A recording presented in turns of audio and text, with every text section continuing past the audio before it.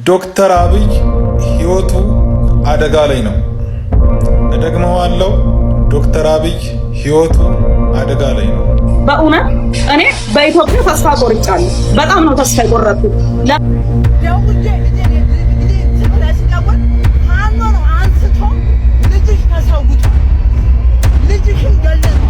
የወሰርኩት ነዳጅ እንግዲህ 400 ምናምን ሺህ ሊትር ናፍጣ ወስዳለች ነው የሚለው።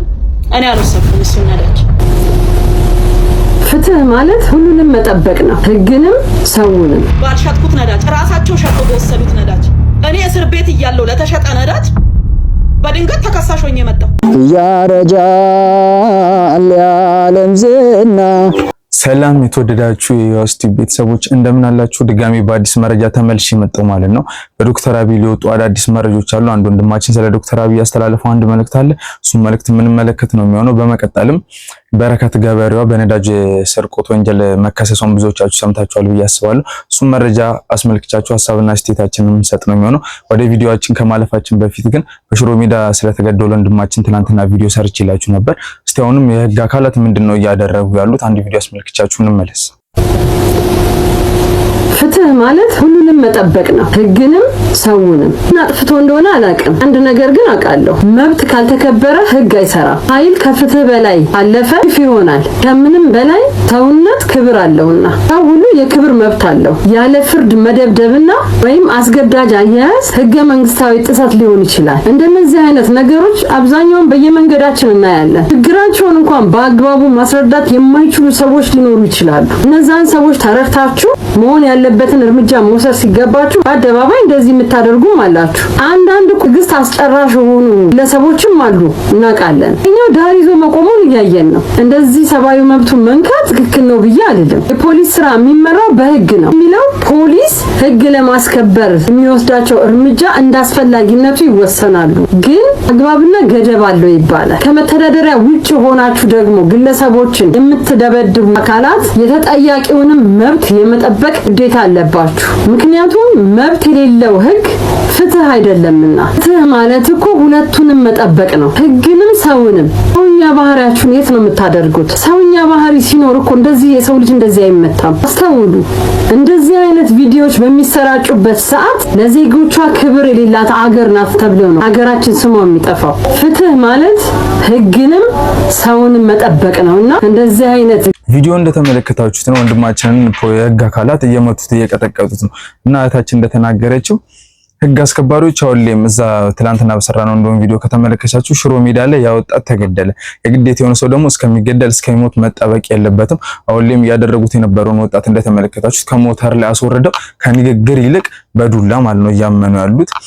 ይህ ወጣት በዚህ ኑሮ ውድነት የምሬ ነው የምላችሁ፣ በጣም በዚህ አስከፊ በሆነ የኑሮ ውድነት ራሱን ለመቀየር እየተራራጠ እየሞከረ ሳለ እንደዚህ አይነት ድርጊት ሊያጠፋ ይችላል እኮ፣ ግን በእንደዚህ አይነት ሁኔታ መቀጣት አለበት ብዬ አላስብም። እስቲ ሁላችሁም ይሄን ቪዲዮ ተመልከታችሁታል፣ ሀሳብ አስተያየታችሁን ኮሜንት ላይ አስቀምጡልኝ። መግቢያችን ላይ እንደነገርኳችሁ አንድ ወንድማችን ስለ ዶክተር አብይ የተናገረው ነገር አለ። እሱን መረጃ ተመልክተን ሀሳብና አስተያየታችንን እናስቀምጣለን።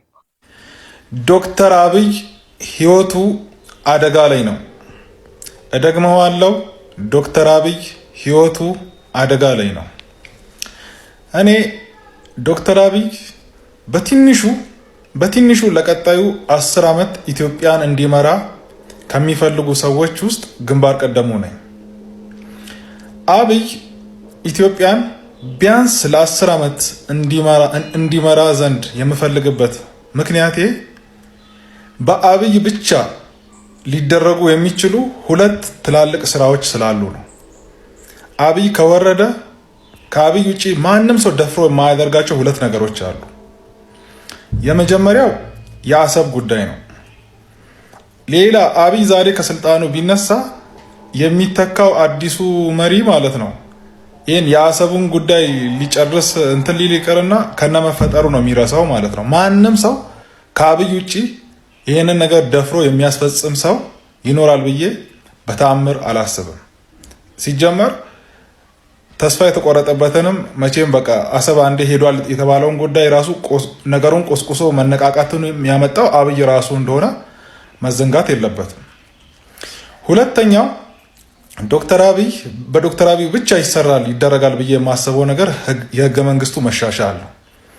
አሁን ኢትዮጵያ ያለችበት የብሔር ፌዴራሊዝምን ወደ ጂኦግራፊክ ፌዴራሊዝም ይቀይረዋል፣ ህገ መንግስቱን ያሻሽለዋል ብዬ ማስበው ብቸኛው ሰው አብይ ነው። አብይ ባለፈው በትግረኛ ቋንቋ በሰጠው ኢንተርቪው ላይ ህገ መንግስቱን እንደሚያሻሽል ትልቅ ፍንጭ የሰጠበትን ሁኔታ ደግሞ ሁላችንም እናስታውሰዋለን። ደግሞ ያደርገዋል። አብይ የሆነ ነገር ከተናገረ የሆነ ነገር ለማድረግ የሚፈራ አይነት ሰው አይደለም። እነዚህ ሁለቱ ነገሮች የአሰቡ ጉዳይና የህገ መንግስት መሻሻል ጉዳይ በአብይ ብቻ ሊሰራ የሚችል ስራ ነው። ከአብይ ውጭ ማንም ሰው ደፍሮ አይነካውም። እና አብይ እነዚህን ሁለት ነገሮች ሳያሳካ ከስልጣኑ እንዲወርድ ስለማልፈልግ አብይ በሰላምና በጤና እንዲኖር ከሚመኙለት ሰዎች ግንባር ቀደሙ ነኝ። ነገር ግን በአብይ ሴኪሪቲ ወይም ደግሞ በደህንነቱ ፕሮቶኮል ላይ ያየሁት ትልቅ እንዝላልነትና ትልቅ ክፍተት ግን አብይ ይህንን ህልሙን አንዱንም ሳያሳካ በአጭሩ እንዳይገደል እንዳይጠፋ ትልቅ ስጋት እንዲያድርብኝ ያደረጉ የአብይ የሴኪሪቲ ፕሮቶኮል ትልቅ ድክመቶችን አይቻለሁ ማለት ነው። ለምሳሌ እኔ ለጉብኝት የሆነ ጊዜ አርባ ምንጭ ሄጄ ነበር። አርባ ምንጭ ላይ በሄድኩበት ጊዜ እኔ ያን ቀን አርባ ምንጭ ላይ የነበሩ ተራ ሊስትሮዎች ማለት ነው አብይ እኮ ነገ አርባ ምንጭ ይመጣል እያሉ ተራ ሊስትሮዎች ሲያወሩ ነበርና እኔ ውሸት መስሎኛል። ማለት የአብይን መምጣት አንድ አስቀድሞ ተራ ሊስትሮ እንኳን እስኪያቅ ድረስ መረጃ ይወጣል ብዬ ስለማላስብ ማለት ነው። የሚገርማችሁ ነገር ልጆቹ እንዳሉት በማግስቱ አብይ አርባ ምንጭን ሊጎበኝ መጣ። ከዛ መንገድ ላይ ምናምን ሞተር እየነዳ እየተራመደ ምናምን በቃ ሞተር እየነዳ ሄደ። ሰው እጁን እያውለበለበ ምናምን በቃ እንደዚህ በቃ በነፃነት እንደ አንድ ተራ ሰው አክት ሲያደርጋይቼ ተገረምኩኝ። ይሄ እኮ ማለት አብይን ለመግደል የሚያስብ ሰው በዛ ሰዓት ወይ መሳሪያ ወይ ቦምብ ያለው ሰው አብይን በዛ ቦታ ላይ አብይን ለመግደል ለሱ ተራ ነገር ነበር ማለት ነው። በዚህ ደረጃ እንዴት የአገር መሪ ሆኖ ሳለ የአብይ አርባ ምንጭ ቀድሞ እንደሚሄድ አንድ ሊስትሮ እንኳን አንድ ተራ ሊስትሮ እስኪያቅ ድረስ ሚስጥር ማይደረግበት ሁኔታ ነው ያለው። ሲቀጥል ደግሞ እዛ አርባ ምንጭ ከሄደ በኋላ በነፃነት በህዝብ መሃል ሲንቀሳቀስ ነው የምታዩት። ይሄ አርባ ምንጭ ላይ ብቻ አይደለም፣ የትም ብትሄዱ አብይ ከዚህ በፊት ኢትዮጵያ ውስጥ እየሄደ የጎበኛቸው ከተሞች ላይ እንግዲህ ቀድሞ ይታወቃል ማለት ነው። የከተማው ህዝብ አብይ ነገ ከነገ ወዲያ ይመጣል ተብሎ ህዝቡ ሁሉ ያውቃል። ከዛ አብይ ይመጣል እዛ ከተማ ላይ ከተማ ውስጥ መኪና መስኮቱን ዝቅ አድርጎ እጁን እያውለበለበ ነው የሚሄደው። ይሄ እኮ በፍጹም እንደዚህ ሊደረግ የማይገባ በጣም ትልቅ ስህተት ነው እየተሰራ ያለው። ማለት ከአብይ ጋር እኮ የሆነ ከተማ አብይ ሊጎበኝ በሄደበት እንዲህ ሴልፊ በስልካቸው ሴልፊ ፎቶ የተነሱ 100,000 ሰዎች ኢትዮጵያ ውስጥ አሉ። አስቡት እስቲ በእጃቸው ላይ የያዙት ነገር ስልክ ሆኖ ነው እንጂ አብይን ለመግደል የፈለገ ሰው ቢሆን እኮ ሽጉጥ ቢሆን የያዘው እኮ አብይን ገሎታል ማለት ነው። እንዴት በዚህ ደረጃ የአብይ የሴኩሪቲ ፕሮቶኮል እንዴት ዝቅ አለ የሚለው ነገር ሁሌም ያሳስበኛል። ይሄ ፓተርን እየተለመደ ከመጣ አብይን ሊያጠፉ የሚፈልጉ ኢትዮጵያ ውስጥ ያሉ ግሩፖች አሉ። ኤርትራ አለች፣ ግብፅ አለች። ይሄ ፓተርን እየተለመደ ሲመጣ እኮ የአብይ ደካማ ጎኑ እንዴት ነው አብይን እንዴት ነው የምናገኘው በሚባልበት ጊዜ ይሄ ፓተርኑ እየታወቀ ሲመጣ አይ ለጉብኝት አንድ ከተማ በሚሄድበት ጊዜ ሴኩሪቲው የላላ ነው፣ ከተማ ውስጥ እጁን እያውለበለበ ነው የሚራመደው፣ በዛ ጊዜ እሱን ማጥቃት አለብን ብለው አንድ ቀን አብይን ለመድፋት በጣም ቀላልና የሚቻልበት ሁኔታ ነው እየተፈጠረላቸው ያለው ማለት ነው። ስለዚህ ፕሊስ ይሄን መልእክት ሼር አድርጋችሁ ኮፒ ሊንክ አድርጋችሁ ለሚመለከታቸው አካላት እንዲደርስ አድርጉ። የአብይ የሴኩሪቲ ፕሮቶኮል በጣም መሻሻል አለበት። አለበለዚያ አሁን አብይ በህይወት ስላለ እጃችን ላይ ስላለ ነው ምንም አይመስለን። አብይን ያጣነው ቀን ነው የሚቆጨን በነገራችን ላይ ማለት ነው። ያ እንዲሁም በፍጹም አልፈልግም። ለምሳሌ አሜሪካን ሀገር ላይ ሴክሬት ሰርቪስ የሚባሉ የፕሬዚዳንቱ ጠባቂዎች አሉ። ሪታየር ያደረጉ ጡረታ የወጡ ሴክሬት ሰርቪስ ኤጀንቶች አሉ። እንደዚህ አይነት ከውጭ ሀገር ሪታየር ያደረጉትን ሴክሬት ሰርቪስ ኤጀንቶችን ወደ ኢትዮጵያ ከፍሎ በማምጣት ለአብይ ጋርዶች እንዳለ የሴኩሪቲ ፕሮቶኮል እንዴት ነው የሚለው ነገር ገና ከሀ እስከ ፐ መደራጀትና ገና መስተካከል ሪፎርም ወንድማችን ያስተላለፈውን መልእክት እንደሰማችሁት ነው። ዶክተር አብይ አደጋ ላይ ነው ሲል ተናግሯልና መረጃው እንደተመለከታችሁት ነው። እስቲ ሁላችሁም ኮሜንት ላይ ሐሳብና አስተያየታችሁን አስቀምጡ። መግቢያችን ላይ እንደነገርኳችሁ በረከት ገበሬዋ በነዳጅ ወንጀል ተጠርጥራ ክስ ላይ መሆኗን ብዙዎቻችሁ ታውቃላችሁ። እሱ መረጃ ሙሉ በሙሉ ማስመለከታችሁ ነው የሚሆነው። ወደ መረጃ የወሰድኩት ነዳጅ እንግዲህ 400 ምናምን ሺህ ሊትር ናፍጣ ወስዳለች ነው የሚለው። እኔ አልወሰድኩም እሱን ነዳጅ ገባ። እንዴት ነው አልወሰድኩም የምለው? መጀመሪያ ጫንኩኝ አስቀምጬ ነው ስጠቀም የነበረው። ከዛ በኋላ መጡና ነዳጅና ኤነርጂ ባለስልጣን ለምንድን ነው በሮቶ የምታስቀምጪው? ብክነት አለው። ስለዛ የራስሽን ማጠራቀሚያ መገንባት አለብሽ፣ ግዴታ ነው ገንቢ አሉኝ። ባለሙያዎች መጡና ሲሉኝ እሺ እገነባለሁ። እስክገነባ ግን እንድከራይ ይፈቀድልኝ። ተከራይቻለሁ ማዲያ። ያንን እንደነገርኩ ሁሉ ተፈራርሜ ያለው አስቀምጬ ለተለያየ እርሻ ነው የምጠቀመው፣ ማሽን ነው የምጠቀመው። በዛም መሃል 2018 ገባ። ከዛ ይሄ ነገር እጥረትም እየተከሰተ ስለሆነ ኮታ ይቀነስ ተባለ። ከዛ ምን ተፈቀደልኝ? በወር 100 ሺህ ሊትር በ2018 በዘንድሮ ምርት ዘመን ማለት ነው በወር ይፈቀድላት የተባለው 100 ሺህ ሊትር ይፈቀድላት ተባለ። እሺ አልኩኝ። 100 ሺህ ሊትር ተፈቀደልኝ። ሲፈቀድልኝ ደብዳቤውን የጻፈው የፈረመው ይሰጣት ትከራይ ማዲያ ብሎ የፈቀደልኝ ዶክተር ደስታው ነው። ዋና ዳይሬክተር ነው። አልታሰሩም አሉ ቢሮ አሁንም ማለት ነው። ያልታሰሩ ሰዎች ከታሰሩት መካከል አይደሉም። ዋና ዳይሬክተሩ ናቸው የፈቀዱልኝ ማለት ነው። ከዛ በኋላ 2018 ላይ ማለት ነው የፈረሙልኝ። ነዳጇ ህገወጥ አይደለም በህጋዊ መንገድ ነው የወሰደችው ብለው ደብዳቤም የጻፉልኝ እሳቸው ናቸው፣ ዶክተር ደስታው ናቸው። አሁንም ቢሮአቸው አሉ። ቀጥሎ እሳቸው ለስልጠና ጉዳይ ወደ አዳማ ሲሄዱ ያንን ነዳጅ እንዲሰጣት እንዲፈቀድላት የሚለውን ደብዳቤ አንደኛው ደብዳቤ ወጪ አልሆነም ነበረ። ለነዳጅ ባለስልጣን ይሄ ምንድነው ለነዳጅ አቅራቢ ይሄዳል ሜክሲኮ የሚሄደውንና ለኖክ የሚጻፈው አልተጻፈም። ምን ይሻለኛል ብዬ ደውዬ አናገርኳቸው። ስልካቸውን ከቢሮ ወስጄ ምን ይሻለኛል ያ ደብዳቤ እኮ አልተፈረመልኝም ስል ችግር የለውም ተወካይ አስቀምጫለሁ እሱ ይፈርምልሻል አሉኝ። ያ ተወካይ ባህሩ ይባላል ሰውየው። አሁንም እሱም አልታሰረም ቢሮ ውስጥ ነው ያለው። ከዛ በኋላ እሱም ከታሰሩት መካከል ከከሰቱት መካከል አይደለም። የኔን ነዳጅ 2018 ላይ የፈረሙ ሰዎች የፈቀዱልኝ ሰዎች ማለት ነው የታሰረ ሰው የለም፣ አልታሰሩም። ባልሸጥኩት ነዳጅ ራሳቸው ሸጠው በወሰዱት ነዳጅ እኔ እስር ቤት እያለሁ ለተሸጠ ነዳጅ በድንገት ተከሳሽ ሆኜ መጣሁ። እኔ እኮ ተሽጦብኛል ብዬ እኮ ለፌደራል ፖሊስ አመልክቼ ምርመራ ላይ ነው ያለው። ፌደራል ፖሊስ እያየልኝ ነው ያለው ኬዙን ማለት ነው። ተሽጦብኛል ነዳጁን አልወሰርኩም ብዬ 25 ሚሊዮን ብር የከፈልኩት አልወሰርኩም ነዳጁን ብዬ አመልክቼ ሳበቃ ማለት ነው መርምረው የሆነ ነገር ማድረግ ሲችሉ እኔ ራሴ ጭራሽ ተከሳሽ ሆኜ መጣሁ። ነዳጁን አባክነሻል ሸጠሻል ተብዬ ማለት ነው ያልወሰርኩትን ነዳጅ እስር ቤት እያለሁ የወጣ ነዳጅ ከጅቡቲ ገባክ። ይሄ ነው የተከሰተው ነገር፣ ይሄ ነው የተፈጠረው ነገር። እንደማንኛውም ሰው በሚዲያ ነው ያየሁት። በዛ ላይ ደግሞ ልክ እንደጠፋው ቆይ እኔ አንድ ጥያቄ ልጠይቅ። ፊንቴክ ኢንቨስትመንት፣ ስለ ፊንቴክ ኢንቨስትመንት ስናወራ ዋናው መስራቹ ሰውዬ ማን ነበረ ስሙ? ዋናው ሰውዬ ፊንቴክ እኮ ግርማይ ገብረ ሚካኤል ነው የሚባለው፣ የሳውዝ አፍሪካው ዋንጫ ያዘጋጀ የነበረው ግርማይ። ነገ ሰው እንሆናለን፣ ታክሲ ሰርተን እንለወጣለን። የተለያየ ንብረት ሸጠው ከየትም ከዘመድ ከወገንም አስቸግረው በጣም ምስኪን ወገኖቻችን ወስደው ያስረከቡትን ገንዘብ 1.6 ቢሊዮን ብር ይዞ ጠፋ የተባለ ሰው ነው። ክስ ከተመሰረተበት 2 ወር አልፎታል። ይሄ ሰውዬ ወንትር ተብሎ ተለጥፎ አይተው ታውቃለህ? ተፈላጊ ተብሎ ተለጥፏል። እስካሁን ድረስ አይተዋል? እሱን ሰው አላየኸውም? ስንት አይነት ሰው እያገቱ አፈርድም የሚያበሉ ሰላማችንን የነሱ መግቢያ መውጫ ያሳጡ። ቢያንስ እኔ ሰላሌ ላይ ውሃ ፋብሪካ አለኝ ሄጄ አይቼው አላውቅም። ፋብሪካው ኢጦሳ ላይ ቄራ አለኝ ሄጄ አይቼው አላውቅም። ዱጉዳ ላይ እርሻ አለኝ አይቼው አላውቅም። ጀጁ ላይ እርሻ አለኝ አይቼው አላውቅም። ምክንያቱም እፈራለሁ፣ መሄድ አልችልም።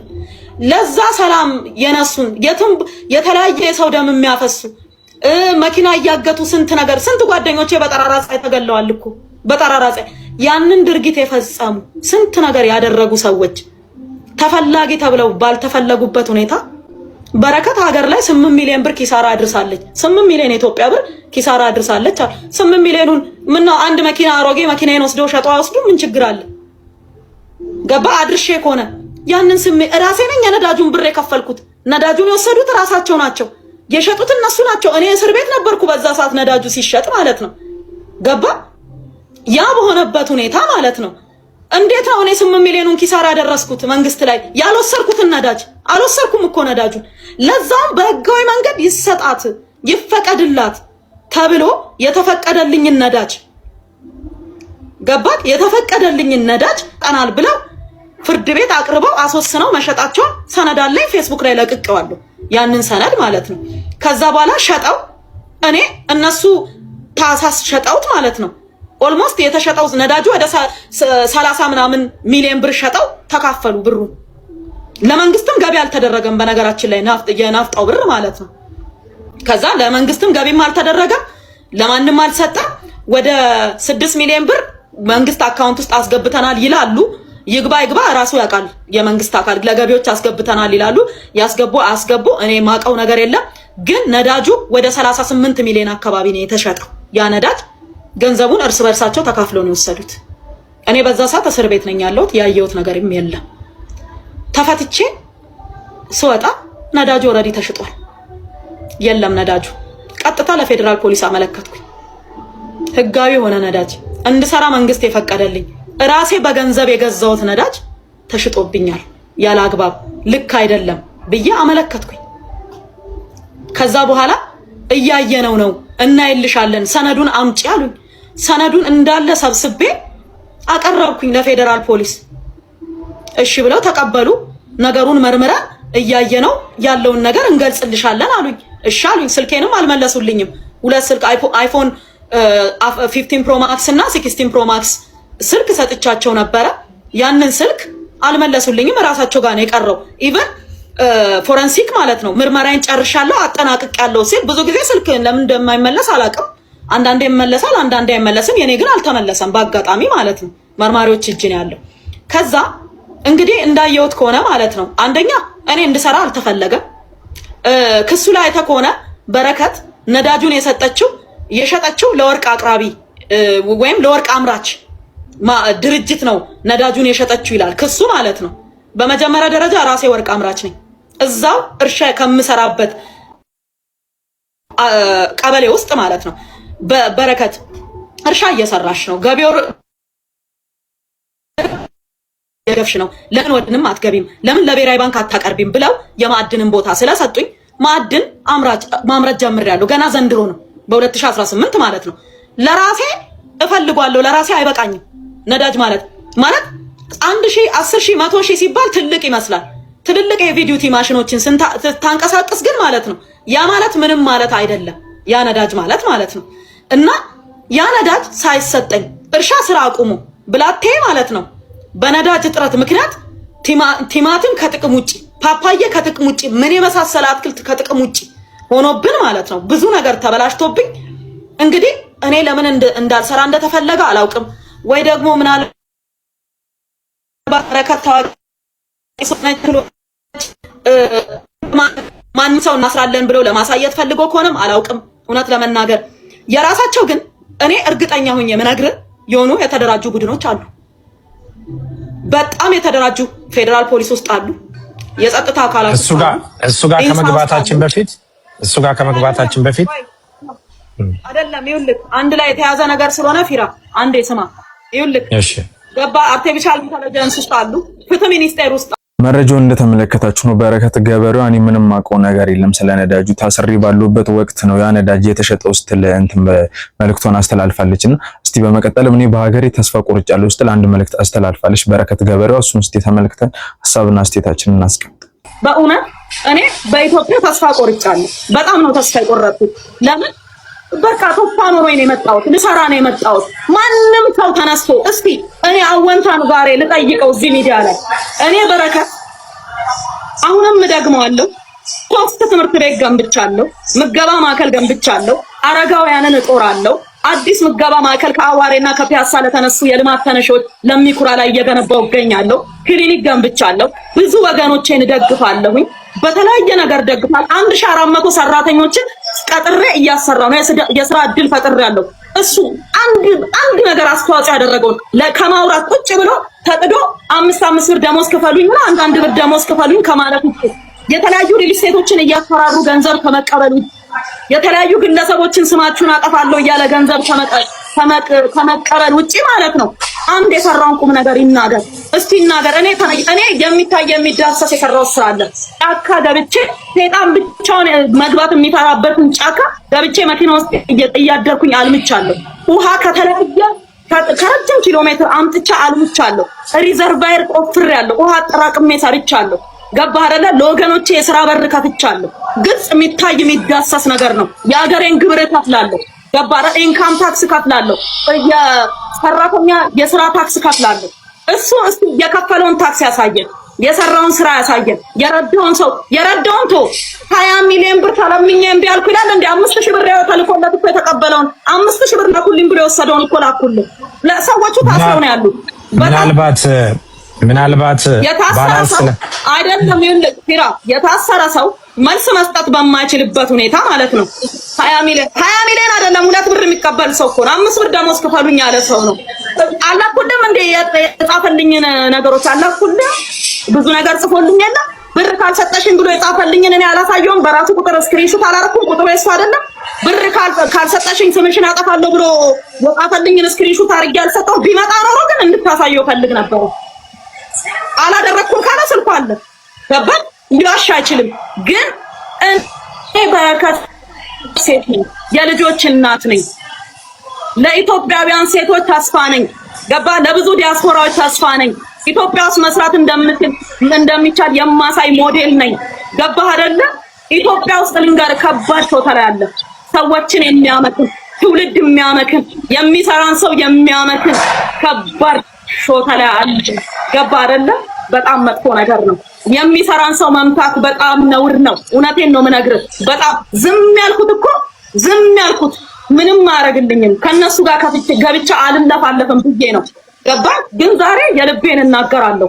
በረከት እኔ ማለት ነው ለሀገር፣ ለልጆቼ፣ ለቤተሰቦቼ ክብር የሆንኩኝ ኩራት የሆንኩኝ ገባህ አይደለ? ራሴን እንደ አድዋ አርበኛ ነው የምቆጥረው። አድዋ ላይ እንደተፋለሙት አርበኞች ነው ራሴን የምቆጥረው። አሁንም ልንገርህ፣ አዎ አዝኛለሁ። አዎ በአገሬ ተስፋ ቆርጫለሁ። አዎ የሚደረግም የማይደረግም ነገር ተደርጎብኛል። ልንገርህ ተደርጎብኛል። ብዙ ሰዎች በነገራችን ላይ ስለ እናቴ እየደጋገሙ ይጽፋሉ። እማዬና እኔ ይቅር ለእግዚአብሔር ተባብለን ሶሻል ሚዲያ ላይ ስላልመጣን ነው። እማዬና እኔ ይቅር ለእግዚአብሔር ተባብለን ሆስፒታልም እያለው አብራኝ የነበረችው እማዬ ነች። ገባክ? እናቴ ነች የነበረችው። በጣም ሰላም ነን፣ እግዚአብሔር ይመስገን። ሌላ ቀን ደግሞ አይዣ ትመጣለች ራሷ ማለት ነው። ስላልፈለገች ነው ሚዲያን እንጂ ብትፈልግ አመጣታለሁ እማዬ። ስለዛ ምንም አይነት ግጭት የለብንም፣ ምንም አይነት ችግር የለብንም። ቤተሰባችን ሰላም ነው። እማዬም ሰላም ነች፣ ምንም ችግር የለባትም። እግዚአብሔር ይመስገን። ሶሻል ሚዲያ ላይ ተፋቀርን አብረነን ብለን ማሳየት ስላልፈለግን አልፈልግም ማለች መብቷ ነው። እሷ ደግሞ ማለት ነው። ስለዛ ከእናቴ ጋር ከእናቴ ለእናቴ እኔ ነው የምቀርባት ከእናንተ በላይ ለእኔ ነው እናትነቷ። በአንድ ወቅት ተጋጨን፣ እግዚአብሔር ይመስገን ታረቀን፣ ሰላም ነን፣ ፍቅር ነን። ቤታችን እውነቴን ነው ፍቅራችን፣ ሰላማችን እንደ ወንዝ እየፈሰሰ ነው ያለው። ስለዛ ብዙም አትናደዱ፣ ሰላም ነን፣ እግዚአብሔር ይመስገን። ቀጥሎ ደግሞ ማለት ነው የሆነ ሰው መጥቶ ሊቀርብ ነበረ ሰነድ ሊያቅ ይኸው ዛሬ መጥቻለሁ ቀጥሬሃለሁ አወንታ መጥተህ መግለጽ ነበረብህ። መጥተህ እኔ ሰነድ አምጥቼ ሞግትክ ነበረ። አንተ ግን አንድ ሰነድ የለህም፣ እየተከፈለ እየመጣ ስለኔ ትለፈልፋለህ። እስቲ እንደ ሰው ሰርተህ ብላ። አንዴ ኦዲተር ነኝ ትላለህ፣ አንዴ ኮሚሽነር ነኝ ትላለህ፣ አንዴ ኮነሬል ነኝ ትላለህ። ምንም አይደለህም። በቃ አልተማርክም። ምንም ማለት አይደለም። እየለፈለፍክ ነው የምትበላው።